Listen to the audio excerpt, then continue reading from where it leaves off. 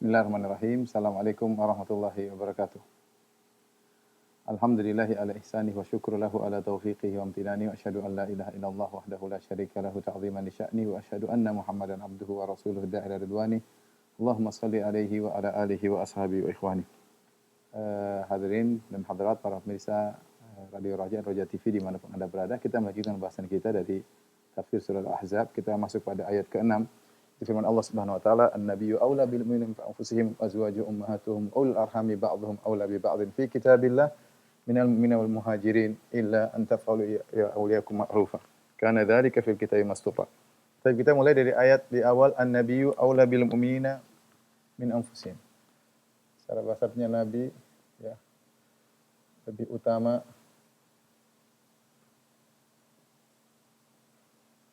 kepada kaum mukminin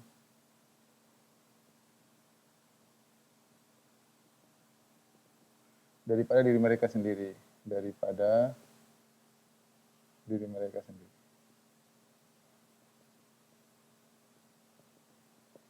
Ayat ini ada sebagaimana dikatakan oleh Syekh Sa'di rahimahullahu taala untuk menjelaskan bagaimana kedudukan Nabi SAW, bagaimana kondisi Nabi terhadap umatnya. Yang Nabi SAW berjuang, sangat sayang kepada mereka, sehingga melazimkan mereka harus mendahulukan Nabi daripada diri mereka sendiri. Kita tahu bahwasanya sesuatu yang paling dekat dengan kita adalah jiwa kita ya. Kita lebih sayang kepada jiwa kita terkadang lebih daripada yang lainnya. Tetapi untuk urusan Nabi, maka Allah menjelaskan bahwasanya an-nabiyyu aula bil mu'minin. Nabi lebih utama bagi kaum daripada diri mereka sendiri. Hal itu kenapa? Karena Nabi SAW memiliki jasa yang sangat besar kepada kita sampai-sampai harus lebih utama daripada diri kita sendiri. Sebagaimana dalam Sahih Bukhari ketika Umar datang berkata, "Ya Rasulullah, la anta ahabba ilayya min kulli syai'in illa min nafsi." Ya Rasulullah, engkau lebih aku cintai daripada segala sesuatu kecuali dari diriku sendiri. Kata Nabi SAW, "La ya Umar."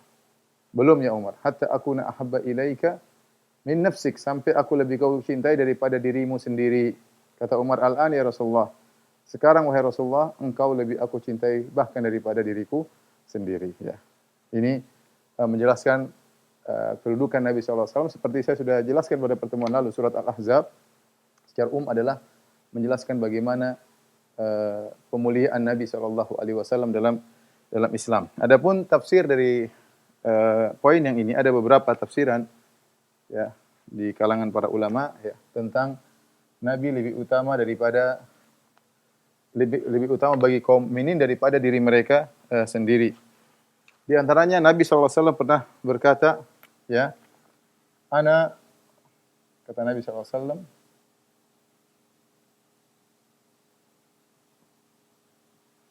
"Ana aula bil mu'minin min anfusihim."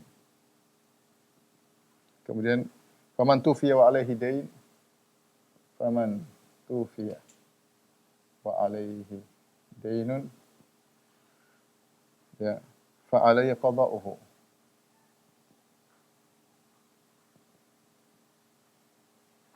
"Wa man taraka malan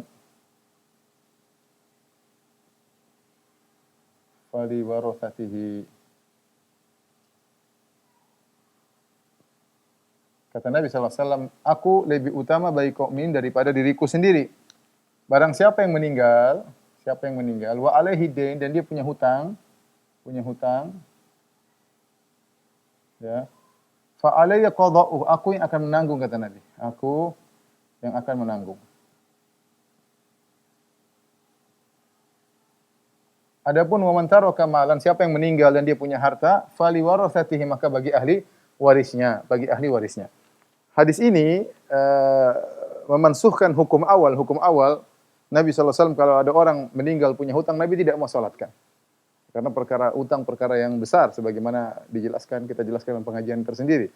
Tapi intinya dahulu kalau ada yang meninggal punya hutang, Nabi tidak mau salatkan. Setelah itu di penghujung hayat Nabi SAW, Nabi ya mengatakan demikian, "Wa man tufiya wa alaihi dain fa alayya qada'u." Siapa yang meninggal dan dia punya hutang, aku yang akan bayar, kata Nabi SAW. Yang meninggalkan harta, silakan bagi-bagi kepada ahli warisnya. Ya, kenapa kata Nabi? Aku lebih utama ya bagi kaum mukminin daripada diri mereka sendiri. Itu Rasulullah SAW perhatian terhadap kaum muslimin. Maka ini memansuhkan hukum sebelumnya kalau ada yang meninggal punya hutang tidak disolatkan oleh Nabi SAW.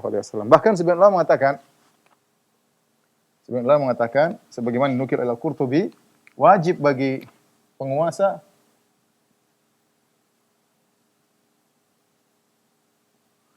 kalau ada orang miskin, ada fakir yang meninggal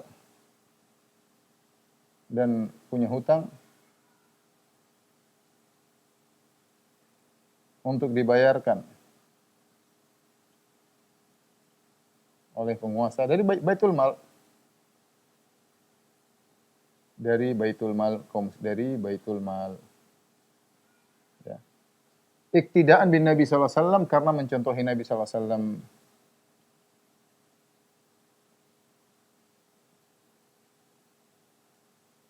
Bagi khusus orang miskin dan jika memang ini ditegakkan syarat Islam maka seharusnya demikian. Baik, ini tafsiran pertama. Tafsiran kedua atau penjelasan tentang ana aula bil mu'minin anfusihim, kata sebagian ulama, karena kenapa bisa demikian? Karena jiwa mereka menyeru kepada kebinasaan. Ya. Sementara Nabi menyeru kepada keselamatan. Dalam satu hadis kata Nabi sallallahu alaihi wasallam, "Matsali wa matsalu ummati kamatsali rajulin istauqada naran." Kata Nabi sallallahu alaihi wasallam, perumpamanku dengan perumpamaan umatku seperti seorang yang sedang menyalakan api, ya. Faja'ala atidawabu wal farashu yaqa'na 'alaihi. Maka datanglah hewan-hewan menuju api tersebut, kemudian laron-laron jatuh kepada api tersebut. Wa ana akhudhu bi hujazikum wa antum taqahhamuna fih. Maka aku pun menahan hujaz di sini tempatnya sarung, tempat pinggang. Aku tahan kalian sementara kalian ingin masuk ke dalam api tersebut. Ya. Jadi Nabi menjelaskan, itulah perumpamaan aku seperti dengan perumpamaan umatku. Nabi ingin menyelamatkan mereka. Nabi berusaha memegang pinggang mereka agar tidak maju, tapi mereka berusaha menuju kebinasaan, menuju api sebagaimana laron-laron yang terbang menuju kepada api kemudian mati dalam api tersebut.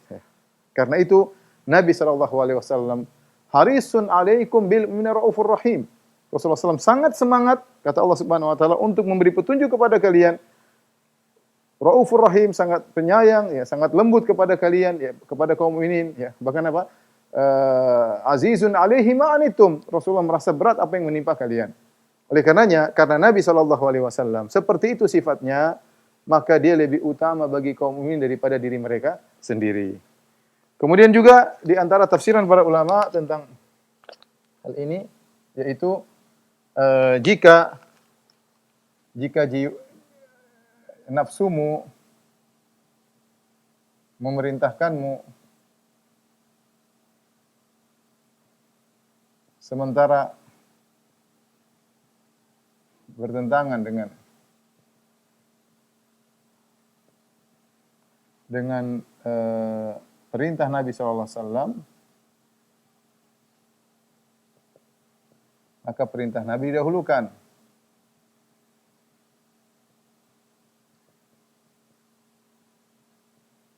Kenapa? Karena Nabi lebih utama daripada jiwa kalian, ya. Dan inilah sifat Nabi sallallahu alaihi wasallam. Kalau Nabi sallallahu alaihi wasallam perintahkan, maka kita harus ikut, dan terlalu banyak dalil yang menunjukkan akan hal tersebut. Seperti fala wa rabbika la yu'minuna hatta yuhaqqimuka fi ma shajara bainahum, tsumma la yajidu fi anfusihim harajan mimma qadaita wa yusallimu taslima. Ya. Maka demi Rabbmu mereka tidak beriman, ya, sampai mereka menjadikan engkau sebagai hakim, ya Rasulullah sallallahu alaihi wasallam. Kemudian mereka tidak merasa berat dengan apa yang kau putuskan, dan mereka pasrah dan terima apa yang kau putuskan. Dan ayat-ayat seperti itu banyak. Maka seorang harus mendahulukan Nabi SAW daripada panggilan jiwanya, daripada panggilan nafsunya, ya. Karena Nabi lebih utama daripada jiwanya sendiri, ya. Ini menjadi landasan kita tatkala kita bermuamalah kepada Nabi SAW. Tidak boleh kita mendahulukan perkataan seorang pun di hadapan perkataan Nabi SAW. Tidak boleh. Tidak boleh kita mendahulukan pendapat seorang pun daripada pendapat Nabi SAW. Tidak kita berbicara kecuali kita lihat dulu bagaimana dalam masalah agama tentunya, lihat dulu bagaimana perkataan Rasulullah sallallahu alaihi wasallam. Itu baru dikatakan an-nabiyyu aula bil mu'minina min anfusihim. Nabi lebih utama kepada kaum mukminin daripada diri mereka sendiri. Al-Alusi ketika menjelaskan poin ini,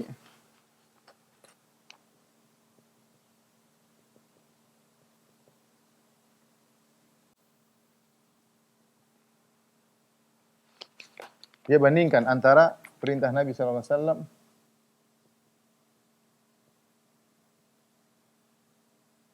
dan perintah jiwa. Adapun perintah Nabi sallallahu alaihi wasallam pasti mendatangkan kemaslahatan.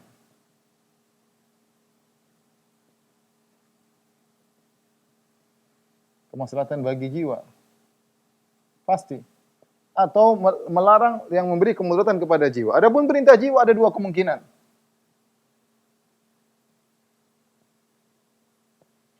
Yang pertama, an-nafs al-ammarah bis-su'. An-nafs al-ammarah bis-su', yaitu jiwa yang menyuruh kepada keburukan. Dan ini ada.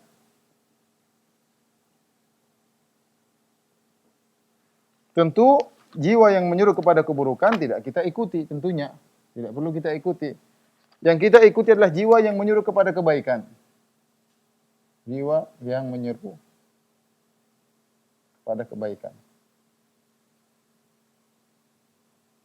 Akan tetapi ketika jiwa menyuruh kepada kebaikan, terkadang dia tahu kebaikan tersebut, dia ngerti, terkadang tidak tahu.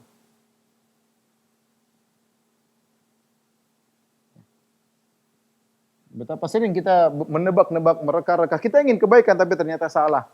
Oleh karenanya, tatkala kita bandingkan antara perintah Nabi dengan perintah jiwa, jiwa yang baik pun masih ada kemungkinan. Terkadang dia ngerti kebaikan, terkadang dia tidak tahu kebaikan, maka mewajibkan kita untuk mendahulukan perintah Nabi sallallahu alaihi wasallam. Mendahulukan kita untuk mendahulukan perintah Nabi sallallahu alaihi wasallam. Oleh karenanya, berdasarkan ini semua, ya, tentang kondisi Nabi kepada kaum mukminin, melazimkan kita harus mencintai Nabi lebih daripada diri kita sendiri. La yu'minu ahadukum hatta akuna ahabba ilaihi min waladihi wa walidihi wan nasi ajma'in. Tidak beriman salah seorang dari kalian sampai aku lebih dia cintai daripada ayahnya, daripada anaknya, daripada seluruh manusia. Sampai dalam tadi hadis Umar bin Khattab radhiyallahu taala anhu, tidak beriman, tidak sempurna imannya Umar bin Khattab sampai Nabi yang dia lebih cintai daripada dirinya sendiri. Tapi ini maqta' pertama atau poin pertama dari surat Al-Ahzab ayat yang ke-6. Kemudian kita lanjutkan yang kedua. Allah Subhanahu wa taala berfirman setelah itu wa azwajuhu ummahatuhum. Wa azwajuhu ummahatuhum. Dan istri-istri Nabi adalah ibu-ibu mereka.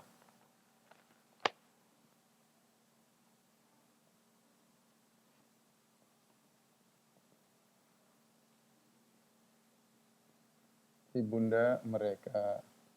Ibunda kaum mukminin tentunya. Ya, ibunda kaum mukminin. Taib.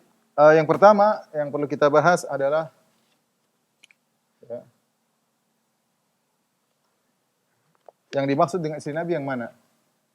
Istri yang dimaksud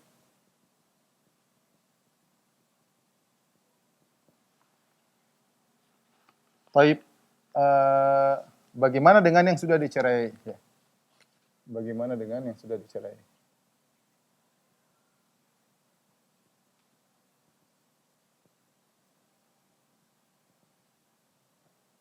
Cerai Nabi sallallahu alaihi wasallam.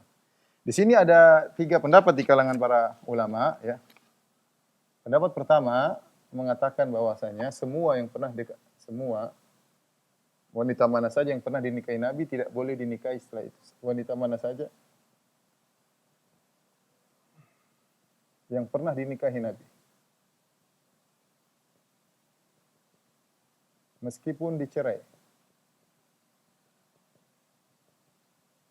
maka jadi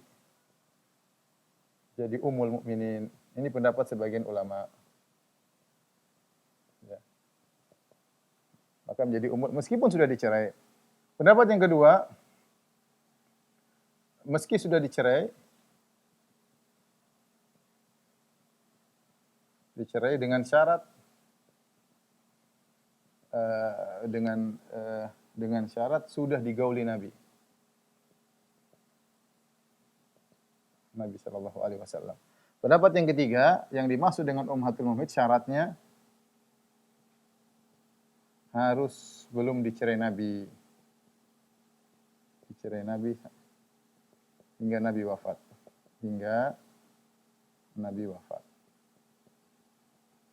Atau Nabi SAW wafat, meninggalkan banyak istri.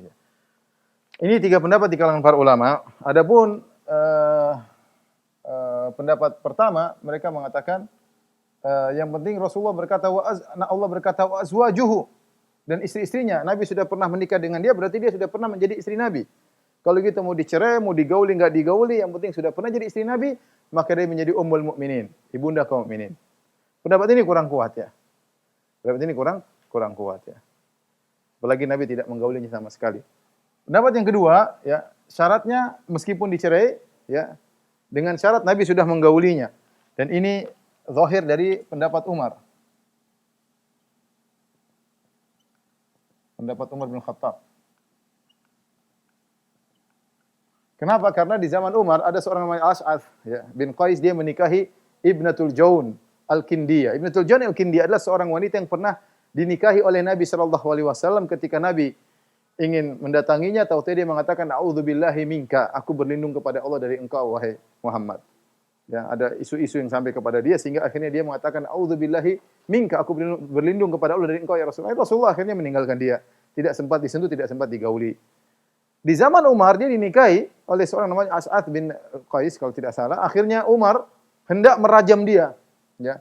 Kenapa? Karena dia melanggar. Tidak boleh kalau sudah pernah dinikahi oleh Nabi kemudian dinikahi oleh orang lain. Kemudian wanita tersebut membantah Umar. Dia mengatakan, ya Umar, lima hadza, kenapa kau ingin merajamku? Bukankah Nabi tidak pernah memasang hijab bagiku? Artinya aku belum jadi ummul mukminin. Nabi tidak menggauliku, dan Nabi tidak pasang hijab ketika aku dinikahi, berarti aku statusnya bukan ummul mukminin. Akhirnya Umar meninggalkan wanita tersebut, tidak jadi dihukum. Ini dalil bahwasanya Umar memahami kalau wanita sudah dicerai oleh Nabi SAW, tetapi sudah digauli oleh Nabi SAW, maka tidak boleh dinikahi. Pendapat yang terakhir, pendapat yang kuat tentunya, bahwasanya harus statusnya masih istri ketika Nabi SAW meninggal dunia. Karena, kenapa? Karena istri Nabi di dunia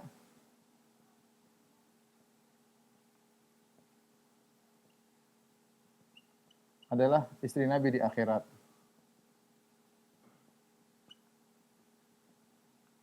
Ketika terjadi perselisihan antara Ammar bin Yasir dengan Aisyah radhiyallahu taala anha dalam perang Jamal, maka Ammar berkata, "Wa qad alimtu annaha zaujatu Rasulillah sallallahu alaihi wasallam fid dunya wal jannah atau fil akhirah." Aku telah tahu bahwasanya Aisyah adalah istri Nabi di dunia dan di akhirat ya. Jadi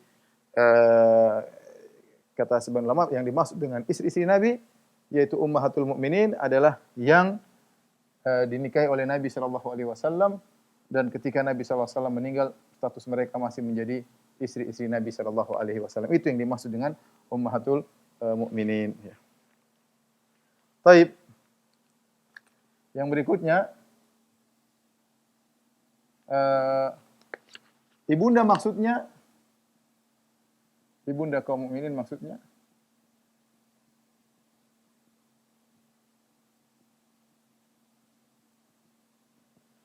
adalah dalam hal penghormatan. Yaitu maksudnya dalam hal penghormatan, dalam hal tidak boleh dinikahi. Mahram, ya. Baik. Apakah karena tidak mungkin seorang menikahi ibunya sendiri ya. Tapi pertanyaan berikutnya, apakah boleh dilihat? Apakah ummul mukminin, ummahatul mukminin karena adalah mahram dari seluruh kaum mukminin boleh dilihat oleh lelaki kaum mukminin?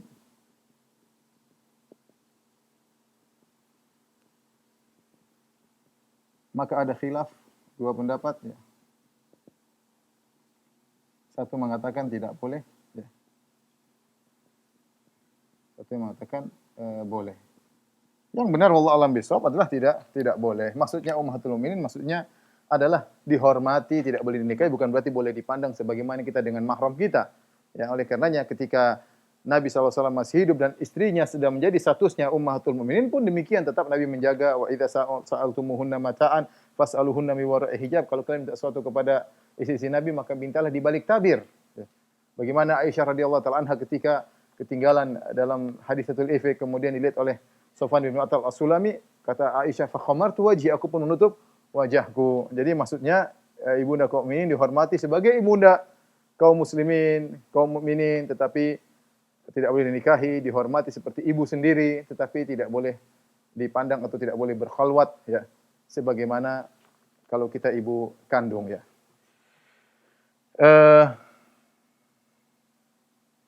Dari sini kita tahu kata para ulama bahwasanya jika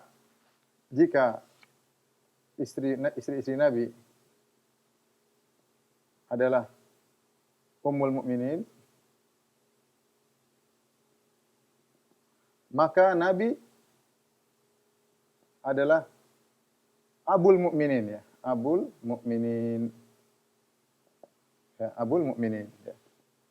Dan ini dikuatkan dan antara dalilnya adalah pertama dalam qiraah Ubay bin Ka'ab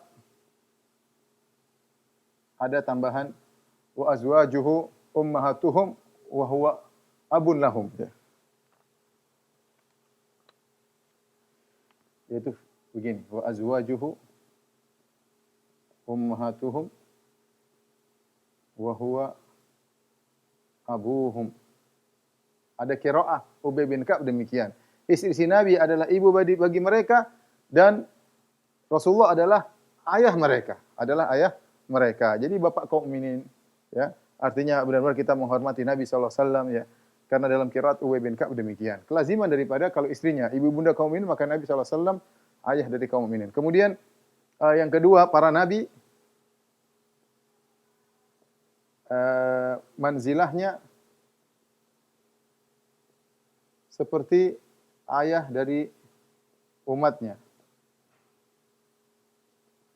Seperti firman Allah Subhanahu wa taala, ya, millata abikum Ibrahim. Kata Allah Subhanahu wa taala, millah ayah kalian Ibrahim. Contoh lagi dalam sebagian tafsir ketika Nabi Lut datang orang-orang ingin merayu Nabi Lut agar menyerahkan tamu-tamunya untuk mereka melakukan homoseksual, maka Nabi Lut berkata, haula'i banati hunna athaharu lakum. Kata Nabi Lut, itulah putri-putriku, nikahilah mereka. Sebagian ahli tafsir mengatakan, ya tidak mungkin karena putri Nabi Lut cuma dua, bagaimana memulai laki-laki banyak. Maksudnya banati, maksudnya putri-putriku adalah wanita-wanita yang ada di situ, nikahilah karena sesungguhnya seorang nabi adalah kedudukannya seperti ayah bagi umatnya. Apalagi didukung dalam suatu hadis kata Nabi SAW, innama ya, ana lakum mislul walid wa alimukum. Innama ana lakum mislul walid wa alimukum. Hadis ini diriwayatkan oleh Abu Daud, Nasai dan disahihkan oleh Syekh Albani rahimahullahu taala. Sungguhnya aku ini bagi kalian seperti ayah kalian dan aku mengajarkan kepada kalian. Adapun firman Allah Subhanahu wa taala, "Wa ma kana Muhammadun aba ahadin min rijalikum walakin Rasulullah khataman nabiyyin." Muhammadlah bukanlah ayah daripada salah seorang dari kalian. Maksudnya ayah nasab. Ayah nasab. Adapun Rasulullah sallallahu alaihi wasallam kedudukannya seperti ayah, bahkan lebih hebat daripada ayah kita sendiri, ya, maka ditunjukkan oleh ayat-ayat ini. An-nabiyyu aula bil mu'minina min anfusihim. Nabi lebih utama bagi kaum mukmin daripada diri mereka sendiri. Tolong dihapus.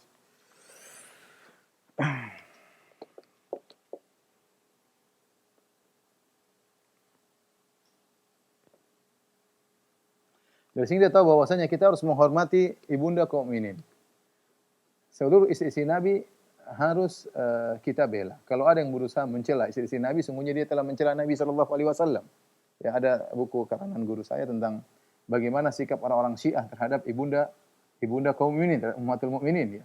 Ya, bagaimana mereka mencerca, mencaci maki istri-istri Nabi sallallahu alaihi wasallam. Sungguhnya ketika mereka mencerca istri-istri Nabi sallallahu alaihi wasallam, mereka mencerca Nabi sallallahu alaihi wasallam, ya. Karena kalau Nabi baik, kenapa istri-istrinya tidak baik ya? Ya, al-khabithatu lil khabithin wal khabithatu lil khabithat. Ya. Wanita-wanita buruk untuk laki-laki buruk, laki-laki buruk untuk wanita buruk ya. Ya. Kalau ternyata istri Nabi adalah wanita-wanita bejat atau murtad atau kafir, menunjukkan suaminya tidak beres dalam mendidik istri-istrinya. Ya, Nabi SAW mendidik mereka di rumah. Nabi SAW ya, kemudian mereka menuduh istri-istri Nabi dengan tuduhan tidak, maka ini adalah penghinaan kepada Rasulullah SAW. Wajib bagi kita untuk membela istri-istri Nabi SAW karena kedudukan istri-istri Nabi seperti ibunda kita. Baik, kemudian kita lanjutkan masih potongan yang terakhir dari ayat ini wa ulul arhami ba'dhum aula bi ba'dhin fi kitabillah minal mu'minina wal muhajirin illa an taf'alu ila awliyaikum ma'rufa kana dzalika fil kitabi mastura.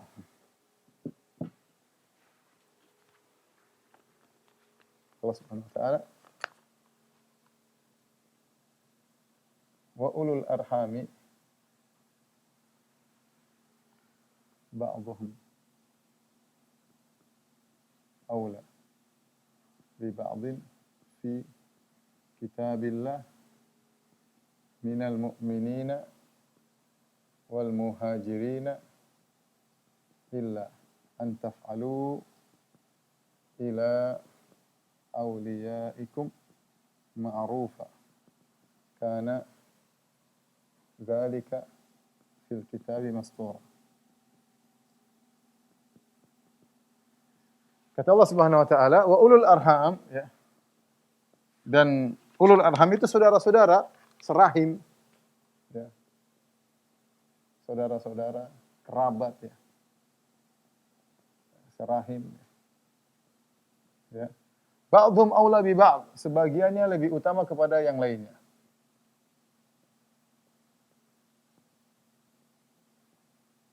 Bagi lainnya. Fi kitabillah, dalam kitabullah. Daripada kaum mukminin dan muhajirin. Daripada kaum mukminin dan muhajirin. Illa an taf'alu ila awliyakum ma'rufah. Sebentar, kita bahasin dulu.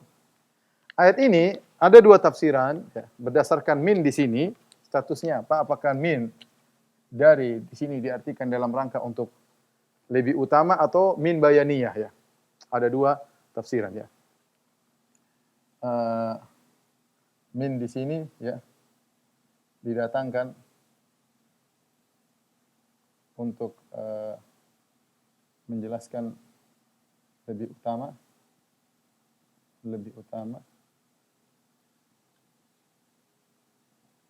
atau di sini adalah min al-bayaniyah.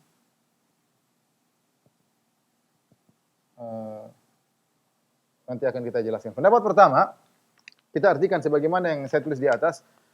Sungguh saudara-saudara kerabat serahim, sebagiannya lebih utama daripada kaum mukminin muhajirin, dan ini sudah tertulis dalam kitabullah.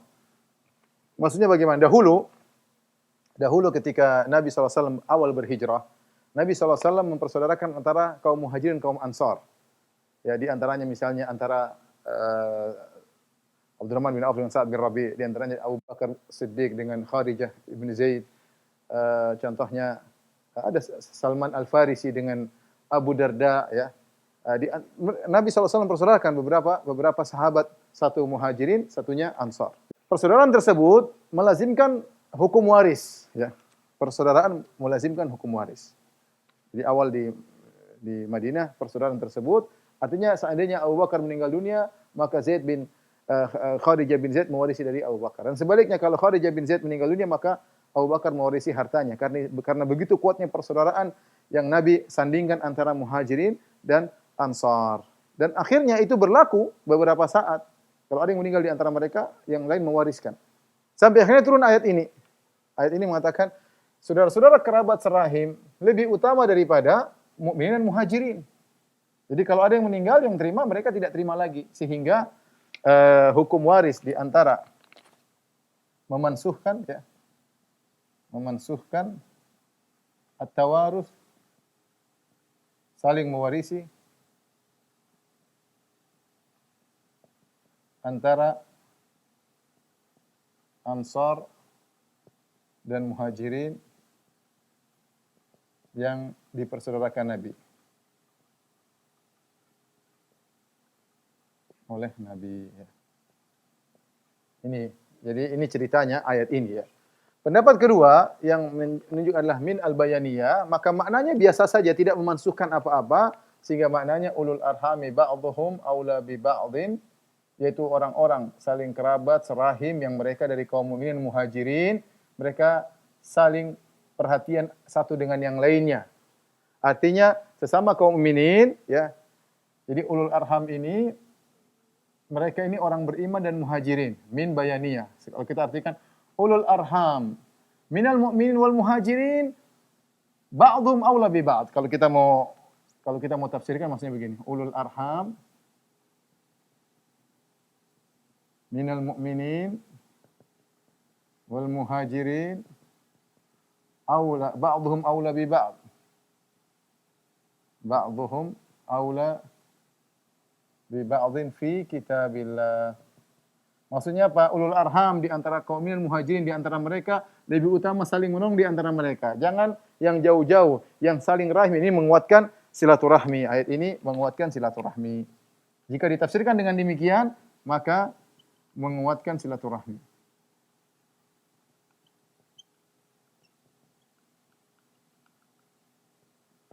Dan tidak memansuhkan. Dua tafsiran di kalangan para ulama. Adapun kitabullah di sini, maka ada dua pendapat. Ada yang mengatakan kitabullah maksudnya Lauhul Mahfuz. Ada yang maksudnya Al-Qur'an. Inilah gambarannya tafsiran tentang ayat ini secara sederhana. Kemudian kata Nabi SAW, illa an taf'alu ila awliyaikum ma'rufa. Illa di sini disebut dengan istisna munqati. Ini yang tahu bahasa Arab. Intinya Allah Subhanahu wa taala membawakan ayat ini dalam rangka ihtiraz. Ini dibawakan dalam rangka al-ihtiraz. Ihtiraz itu apa? Ihtiraz artinya untuk menghilangkan dugaan yang keliru. Dugaan yang keliru. Contohnya seperti firman Allah Subhanahu wa taala, "Wa laqad khalaqnal insana wa laqad khalaqnas samawati wal arda wa ma bainahuma fi sittati ayyam." Sungguh kami telah menciptakan langit dan bumi dan apa yang di antara keduanya dalam waktu 6 hari. Kalau Allah berhenti, mungkin orang ada salah paham, kenapa 6 hari? Apa hari ke-7 Allah capek? Maka Allah bantah, jangan sampai timbul tawahum, dugaan seperti itu. Itu namanya ihtiraz. Kata Allah Subhanahu wa taala, "Wa ma massana min lughub." Dan kami tidak ditimpa dengan keletihan. Jadi perkataan Allah wa ma massana min lughub dalam kaidah tafsir disebut dengan al-ihtiraz. Sama seperti ini, ketika Allah mengatakan saudara-saudara kerabat lebih utama saling mewarisi daripada mu'minin dan muhajirin, itu ini mereka sudah tidak terima warisan lagi. Hendaknya ulul arham saling berbuat baik di antara mereka. Terus bagaimana? Allah katakan akan tetapi, illa di sini seakan-akan maknanya walakin, akan tetapi, ya, walakin. Ditafsirkan dengan walakin karena akan tetapi, ya, karena dia istisna munqati. Kecuali atau akan tetapi kalau kalian berbuat baik kepada wali-wali kalian, yaitu saudara-saudara kalian yang menolong kalian, ma'rufan, maka tidak mengapa. Kana dzalika fil kitabi mastura, ini sudah tercatat dalam mastur, tercatat dalam fil kitabi mastur. Ini juga ada khilaf sama, ada yang mengatakan lauhil mahfuz, ada yang mengatakan Al-Qur'an. Jadi meskipun ahli waris di antara ulul arham, bukan berarti tidak boleh berbuat baik kepada yang lainnya, boleh. Kalian boleh berbuat baik kepada wali-wali kalian, maksudnya penolong-penolong kalian sama kaum mukminin. Tapi kalau masalah warisan, maka tidak berlaku kepada selain kerabat. Tidak berlaku kepada selain kerabat. Adapun berbuat baik, hadiah, wasiat, maka boleh. Itu maksud daripada ayat ini. Tolong dihapus.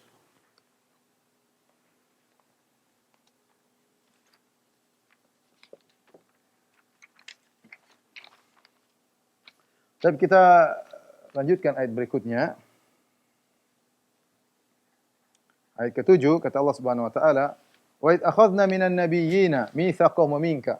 Ketika kami mengambil dari para nabi perjanjian mereka, mitsaqahum wa minka, dan dari engkau wahai Muhammad, wa min Nuhin wa Ibrahim, dan dari Nuh, dari Ibrahim, wa Musa wa Isa bin Maryam, dari Musa Isa bin Maryam, wa akhadna minhum mitsaqan ghalidha, dan kami mengambil dari mereka perjanjian yang berat. Liyas'ala as-sadiqina an sidqihim, agar Allah menanyakan kepada orang-orang yang benar tentang kebenaran mereka. Wa adalil kafirina adzaban alima, dan Allah siapkan bagi orang-orang yang kafir azab yang pedih. Ya. Baik, kita tuliskan ayatnya.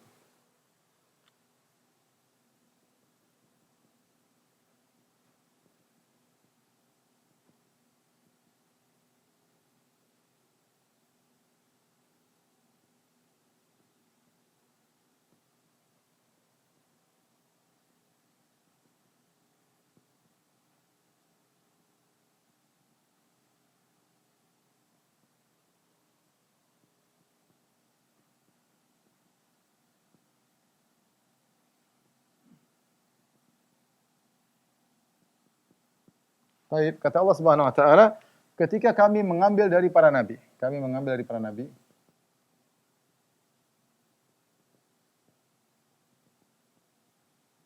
perjanjian mereka. Mitsaqahum maksudnya perjanjian mereka. Kemudian dari engkau Muhammad, dari engkau maksudnya siapa? Nabi sallallahu alaihi wasallam.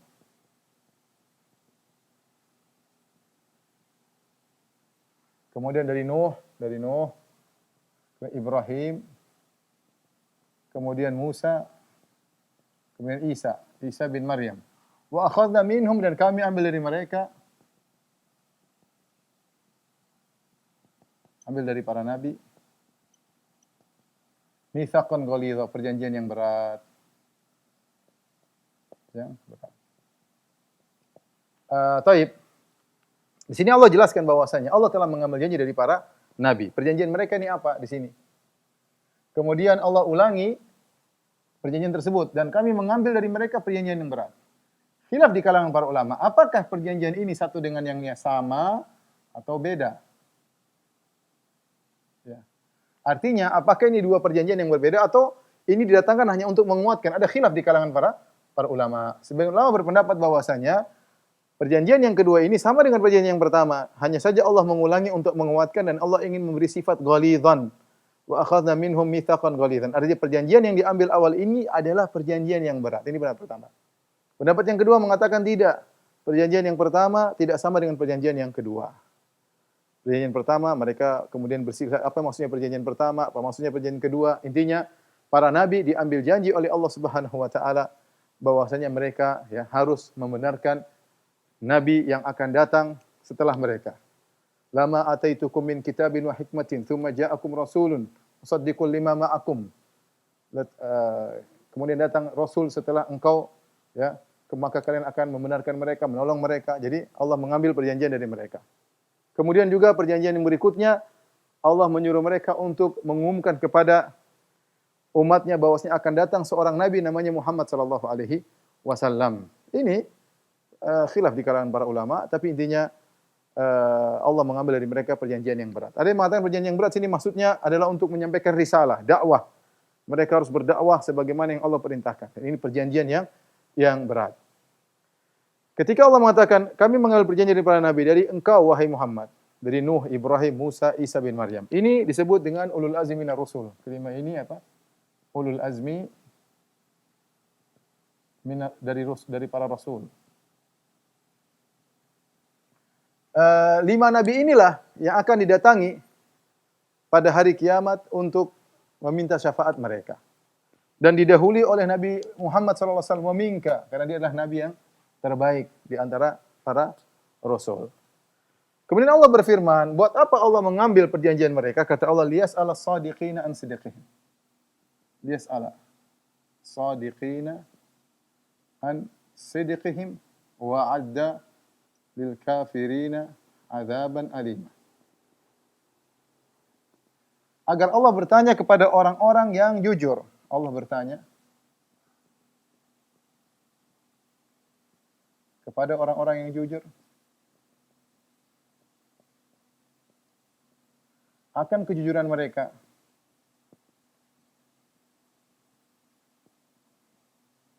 dan Allah siapkan bagi orang-orang kafir azab yang pedih. Bagi orang-orang kafir azab yang pedih. Baik, kita singkat saja ya. Pertama di sini setelah Allah mengatakan wa id akhadna, tatkala kami mengambil, kemudian Allah rubah menjadi kata ganti orang ketiga dengan agar Allah bertanya, liyas'al. Di sini namanya dirubah menjadi kata ganti orang ketiga. Ini ada uslub dalam metode bahasa Arab untuk merubah perhatian menjadi fokus. Tadinya Allah menggunakan kami, nahnu, kata ganti jama' orang pertama, kemudian Allah ganti dengan liyas'al, agar dia, yaitu Allah bertanya. Perubahan dari jama' kata ganti orang pertama menjadi kata ganti orang ketiga mufrad dalam rangka untuk menarik perhatian. Kemudian liyas'al as-shadiqin. Siapa yang ditanya pada hari kiamat kelak? Dua. Yaitu para rasul dan umatnya. Dalam hal ini dikhususkan shadiqin, yaitu umatnya yang beriman, yang baik. Dua-duanya ditanya. Ya, kata Allah Subhanahu wa taala, "Fala nas'alanna alladziina ursila ilaihim wa la nas'alanna al-mursalin." Kami bertanya kepada orang-orang yang diutus kepada mereka dan kami akan bertanya kepada Rasul. Dua-duanya ditanya, ya. Dua-duanya akan ditanya. Wa yauma yajma'u Allahu ar-rusula fa yaqulu madza ujibtum? Qalu la ilma lana innaka anta alamul ghuyub. Ketika Allah mengumpulkan para rasul, Allah bertanya, "Madza ujibtum?" Apa yang kalian disambut oleh umat kalian? Rasul ditanya, ya. Sebaliknya umat juga ditanya, "Madza ajabatumul mursalin?" Apa yang kalian jawab kepada para rasul? Dua-duanya ditanya. Tapi dalam ayat ini dikhususkan kepada orang-orang yang jujur, yaitu para pengikut Nabi yang beriman kepada para nabi tersebut. Dan ini memberi perhatian kepada kita. Ingat, kita akan ditanya. Dan ini pertanggungjawaban bagaimana kita mengikuti Nabi akan ditanya oleh Allah Subhanahu wa taala. Nabi juga ditanya, kita pun akan ditanya. Tapi pertanyaan ini buat apa? Bukankah mereka ini para rasul dan orang-orang beriman berusaha dan mereka akan menjawab dengan baik? Tujuannya mereka ditanya untuk mempermalukan ini orang-orang kafir, untuk mempermalukan orang-orang kafir. Ya, ketika mereka bisa menjawab, para rasul bisa menjawab dan umat yang beriman bisa menjawab, mereka ini tidak bisa jawab. Makanya tujuan pertanyaan ini adalah untuk memalukan mereka. Sama seperti firman Allah Subhanahu wa taala, "Wa idzal mau'udatu su'ilat bi ayyi dzambin qutilat." Ketika anak bayi yang dikubur hidup-hidup ditanya pada hari kiamat, buat apa ditanya? Agar mempermalukan orang-orang yang membunuh mereka ketika di dunia. Tentu para rasul bisa menjawab, umatnya yang beriman juga bisa menjawab dalam rangka untuk mempermalukan orang-orang kafir. Kata Allah, "Ad-dalil kafirina adzaban alima." Kami siapkan bagi mereka azab yang pedih dan Allah siapkan menunjukkan neraka sudah ada. Neraka sudah ada. Kemudian di sini Allah mengatakan azab yang pedih. Azab yang pedih sebagai bantahan kepada pendapat seperti Jahm bin Safwan yang mengatakan bahwasanya orang-orang nanti masuk neraka memang mereka merasa sakit, merasa pedih. Namun lama-lama karena sering tersiksa, lama-lama tubuh menjadi terbiasa dan akhirnya beradaptasi, akhirnya tidak lagi pedih. Dan ini tidak benar karena azab yang menimpa orang-orang kafir dalam neraka senantiasa pedih, menyakitkan. Baik, demikian saja para pemirsa Radio Raja yang dirahmati Allah Subhanahu wa taala, apa yang bisa saya sampaikan semoga bermanfaat. Saya rasa waktu sudah habis. Insyaallah kita bertemu di pekan depan biidznillah taala. Wabillahi taufiq wal hidayah. Assalamualaikum warahmatullahi wabarakatuh.